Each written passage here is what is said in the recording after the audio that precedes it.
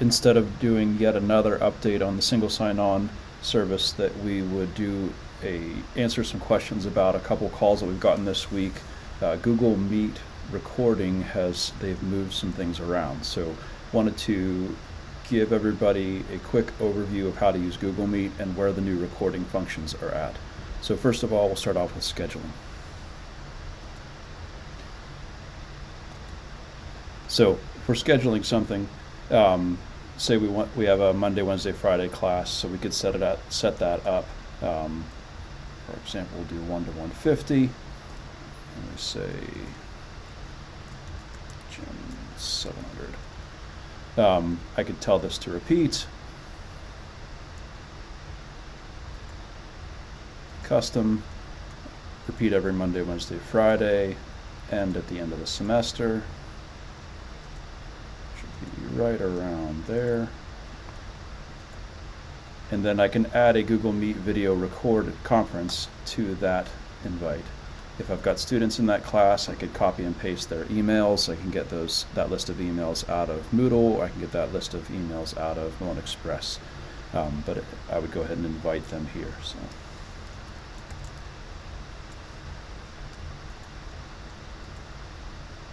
Once you have scheduled the meeting, anybody that's invited will get the 10-minute reminder ahead of time, and then you join the meeting. All right, so now you're in your meeting.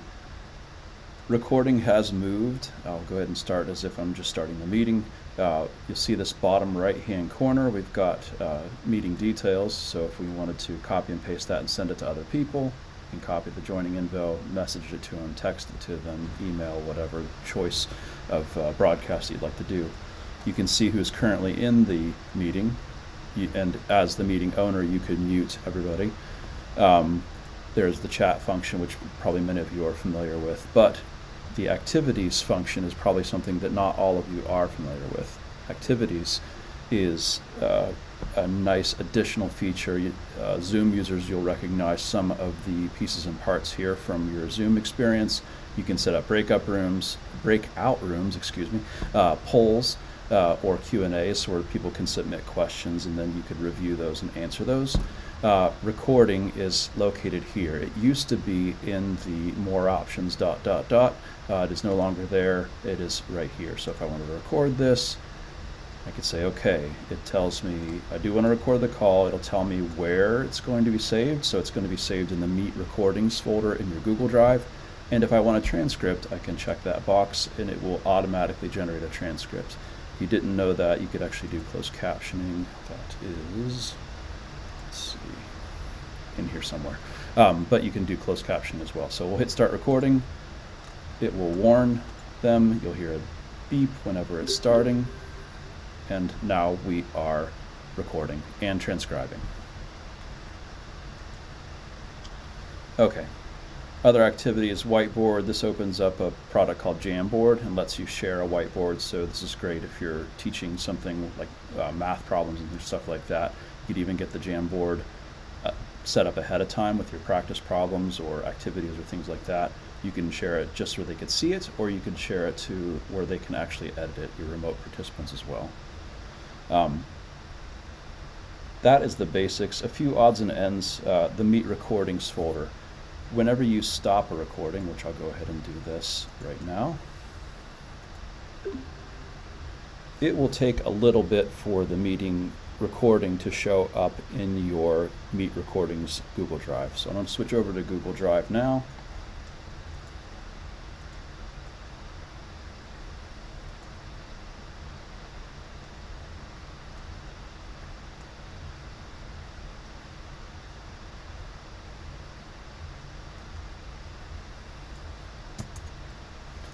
And I'll just go ahead and search for Meet Recordings. That's the easiest way to find it.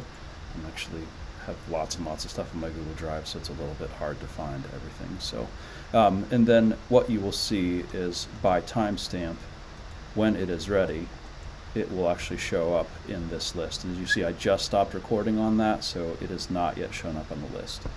Once you have a recording in here, you can right-click on it and share it with your class. If they are a meeting participant, they will automatically get a share link for the recording. So you don't even need to do anything for folks that were actually in the meeting or invited to the meeting. One strategy that you might employ is to have a folder for your class in Google Drive, share that entire folder with them, and then post the link to that folder in your Moodle class. That way they can get to it and see all the past recordings. Meet recordings will last for 90 days. So if you've got them in your Meet recordings folder, you don't do anything else with them, they will disappear after 90 days. So just be warned, if you're wanting to keep something long term, that's another process. Give the help desk a call and we can explain how you can retain those Meet recordings longer than 90 days.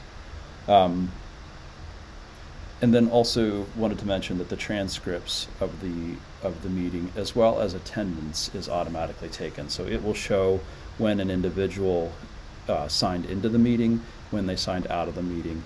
That will come as a spreadsheet, I believe, and it'll come into your inbox so that you can view that.